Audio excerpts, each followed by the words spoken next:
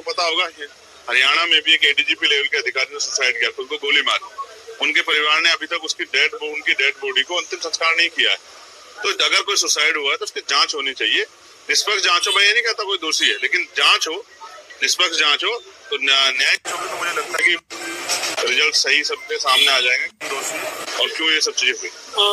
कर्नाटक के मंत्री ने कहा कि आरएसएस के लोग जो शाखा में सरकारी संपत्तियों, सरकारी इमारतों का इस्तेमाल करते हैं, उस पर पाबंदी लाने के लिए केरल के तर्ज पर कुछ सोचा जाएगा। देखिए, ये उनका अपना निर्णय है। हालांकि किसी भी सामाजिक संगठन हो या राजनीतिक सरकारी संपत्तियों में उनकी छेड़खानी नहीं होनी चाहिए, उनको उस तरह की वहाँ परमिशन नहीं मिलनी चाहिए।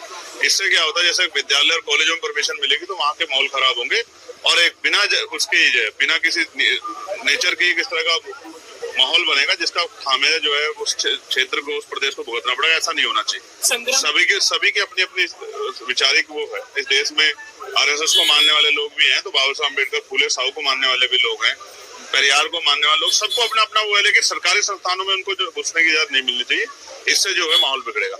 संग्राम पाटिल करके विधायक है एनसीपी के, यहाँ उन्होंने हिंदुओं से अपील की कि मुसलमानों से दिवाली की कोई खरीदारी न की जाए। ये घटिया सोच है। ऐसी घटिया मानसिकता को संविधानवादी पसंद नहीं करते। ये सब मिलजुल के बना हुआ है। वो बहुत उनके जो मुख्यमंत्री हैं उनसे पूछना कि देश की आजादी में किस किस का योगदान है, शायद वो जवाब दे पाए। राजस्थान में जो सरकारी स्कूलें हैं वहाँ पे ये बोला गया है कि सभी को भगवा रंग लगाएगा। गलत है, ऐसा नहीं हो सकता। अगर कोई ऐसा प्रयास करेगा तो फिर उसको जो संवैधानिक दायरे में जवाब देंगे।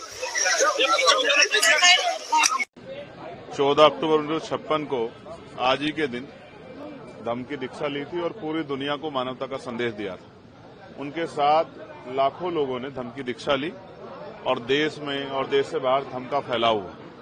आज हमारी पार्टी ने इस महत्वपूर्ण दिवस पर, क्योंकि मुझे यहाँ दीक्षा भूमि भी आना था, प्रबुद्ध सम्मेलन बुलाया है। जो प्रबुद्ध सम्मेलन हम लोग उत्तर प्रदेश में कर रहे हैं सभी मंडलों में।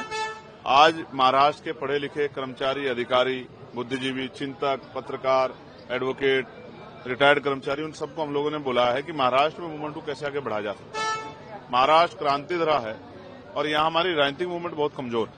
उस राजनीतिक मूवमेंट को कैसे ताकतवर बनाया जाए, क्योंकि समस्या यहाँ पे कम नहीं है, समस्या यहाँ बहुत है।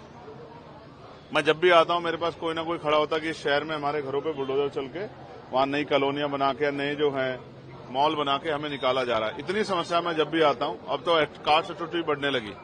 तो ये तय हुआ है कि आजाद समाज पार्टी का विस्तार जो है वो यहाँ महाराष्ट्र में भी बहुत तेजी से किया जाए। इसलिए प्रबुद्धजन सम्मेलन में बनाया कि बैठ के चर्चा करें किस तरह से हम लोग इस मूवमेंट को आगे बढ़ा सकते हैं। तो बिहार में चुनाव हो रहे हैं, आपकी पार्टी की क्या भूमिका रहेगी? बिहार के चुनाव पे आज प्रदेश की टीम निर्णय लेगी और शाम तक